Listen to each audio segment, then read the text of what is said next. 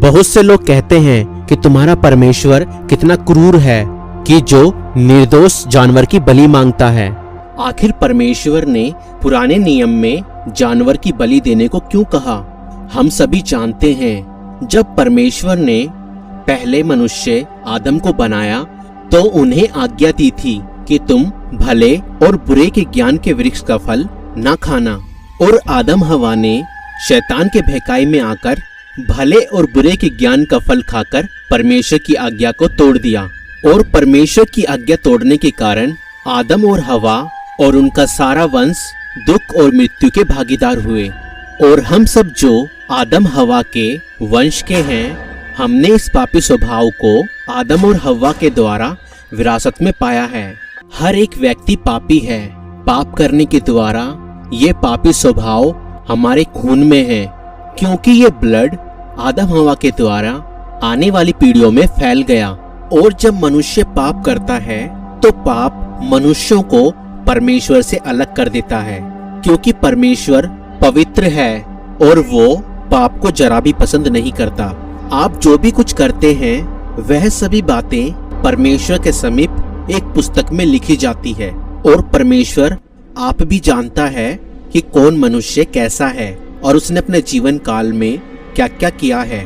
परमेश्वर ने मनुष्य को अपने स्वरूप में रचा है और उसे सब वस्तुओं पर अधिकारी ठहराया है। इस पृथ्वी पर जो कुछ है, पेड़, पक्षी, जानवर, उन सब से बढ़कर मनुष्य का मूल्य अधिक है। इसलिए परमेश्वर नहीं चाहता है कि कोई भी मनुष्य पाप के कारण नष्ट हो या नरक में डाला जाए। इसलिए परमेश्वर ने मनुष्यों के पाप क्षमा के लिए एक मार्ग खोला कि अगर मनुष्य किसी निर्दोष मेमने की बलि चढ़ाए तो मनुष्य के पाप मेमने के लहू से ढाप दिए जाएं। क्योंकि जब मनुष्यों के पापों के ऊपर किसी निर्दोष मेमने का लहू आता है तो परमेश्वर के मनुष्यों के पाप की ओर दृष्टि करने पर परमेश्वर को निर्दोष मेमने का लहू नजर आता है। मगर निर्दोष मेमने का लहू बहाने के द्वारा मनुष्य के पाप सिर्फ ढापे जाते थे।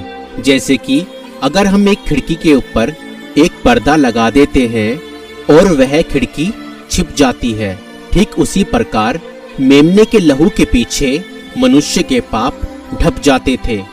मगर जब हम मेमने के बलिदान की बात देखते हैं तो हम परमेश्वर के चरित्र पर सवाल उठाते हैं कि यह कैसा परमेश्वर है कि जो निर्दोष जानवर की बलि लेता है।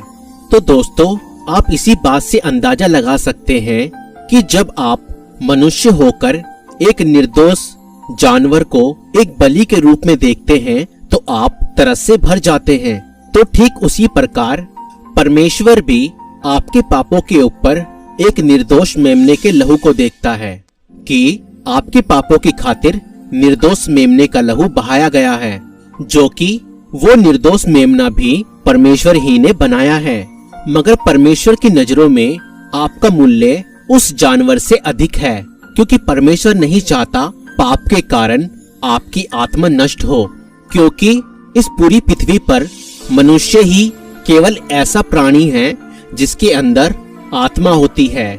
जब एक जानवर की मृत्यु होती है तो वह समाप्त हो जाता है, परंतु जब एक मनुष्य की मृत्यु होती है तो उसका शरीर तो मिट्टी में मिल जाता है, परंतु उसकी आत्मा कभी नहीं मरती, ना ही नष्ट होती है।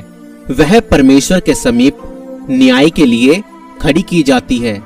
मगर जब मनुष्य बार बार पाप करता था और निर्दोष मेमने की बलि चढ़ाता था तो इससे परमेश्वर खुश नहीं होता था, क्योंकि परमेश्वर सिर्फ अपनी आज्ञा मानने से खुश होता है, जो कि उसने अपने लोगों को दी थी कि तू पाप ना करना, कि तू मुझे छोड़ किसी और को ईश्वर करके ना मानना और ना मेरी प्रतिमा बनाना, चोरी ना करना, हत्या ना करना, व्यभिचार ना करना, किसी के घर और स्त्री का लालच ना करना, तू झूठ ना बोलना। इन सब आज्ञाओं के मानने से परमेश्वर खुश होता है। निर्दोष मेमने की बलि आज से कई हजार साल पहले मनुष्यों के पापों को ढांपने के लिए दी जाती थी। मगर मनुष्यों का पाप बढ़ता गया इसलिए परमेश्वर ने एक मार्ग खोला कि वह हर एक मनुष्यों के पापों की जगह एक महान बलि उपलब्ध कराएंगे।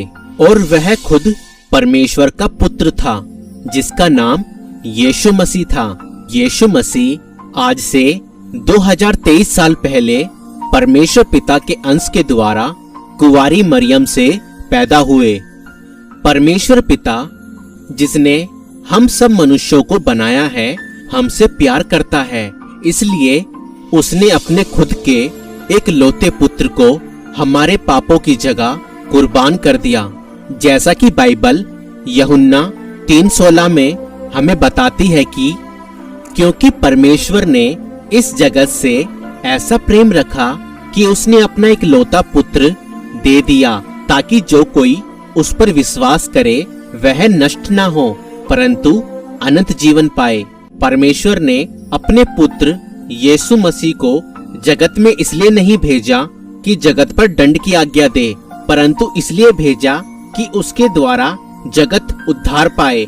जो उस पर विश्वास करता है उस पर दंड की आज्ञा नहीं होती, परंतु जो उस पर विश्वास नहीं करता वह दोषी ठहर चुका, इसलिए कि उसने परमेश्वर के एक लौते पुत्र के नाम पर विश्वास नहीं किया। और दंड की आज्ञा का कारण यह है कि ज्योति जगत में आई है और मनुष्यों ने अंधकार को ज्योति से अधिक प्रिय जाना क्योंकि उनके काम बुरे थे। दोस्तों, जब आप एक निर्दोष जानवर को एक बलि के रूप में देखते हो तो आप तरस से भर जाते हो। और अब जब परमेश्वर ने हर एक मनुष्यों के पापों के उद्धार के लिए अपने ही एक लौते पुत्र यीशु मसीह का लहू बहा दिया है, तो अब क्यों आपका हृदय दया और तरस से क्यों नहीं भरता? अब आप क्यों नहीं सोचते कि आपके पापों की खातिर खुद परमेश्वर के एक लौते पुत्र ने खुद को क्रूस पर कुर्बान कर दिया है? बाइबल बताती है कि जो कोई परमेश्वर के एक लौते पुत्र के नाम पर विश्वास नहीं करता वह दोषी ठहर चुका है, क्योंकि उसने परमेश्वर के एक लौते पुत्र के नाम पर विश्वास नहीं किया।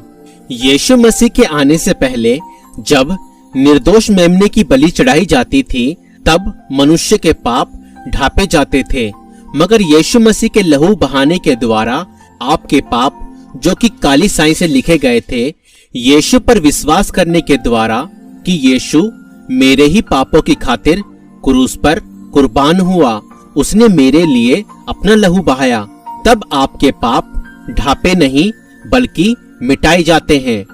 आज परमेश्वर आपसे किसी निर्दोष जानवर का बलिदान नहीं मांगता, क्योंकि आज से 2023 साल पहले वह हम सभी मनुष्यों के पापों के लिए अपने एक लौते पुत्र यीशु मसीह को बलिदान कर चुका है और अब किसी को कोई बलिदान देने की जरूरत नहीं है।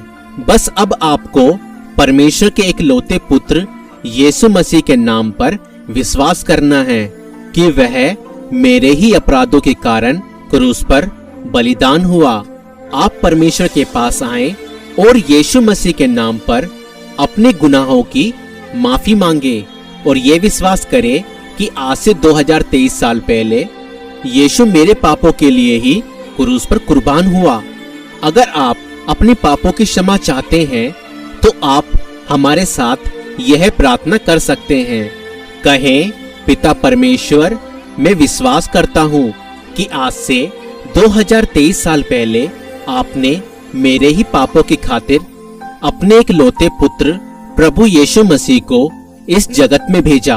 वह मेरे लिए ही मारा गया और गाड़ा गया और तीसरे दिन मुर्दों में से जी उठा। प्रभु यीशु, मैं आपको अपने जीवन में अपना प्रभु, अपना मुक्तिदाता ग्रहण करता हूँ। आप मेरे जीवन में आए और मुझे अपनी संतान बनाएं और अब तक के मेरे सभी अधर्म और पापों को क्षमा करें। मुझे अपनी आत्मा से परिपूर्ण करें और मुझे अपनी राहों पर चलाएं। पिता परमेश्वर, इस प्रार्थना को यीशु नाम से मांगता हूँ, सुनकर कबूल कर। आमीन। और इतनी सी प्रार्थना करने के बाद आप भी परमेश्वर के बेटा और बेटी बन जाएंगे और आपका नाम आज जीवन की पुस्तक में लिख दिया गया है। ध्यान दें, परमेश्वर आपके जीवन को बदलता है, आपके धर्म या जात को नहीं। और कमेंट्स में अश्लील गाली बकने वाले, अश्लील बातें बोलने वाले, ध्यान रखें, इन सब बातों के विषय परमेश्वर आपका न्याय करेगा।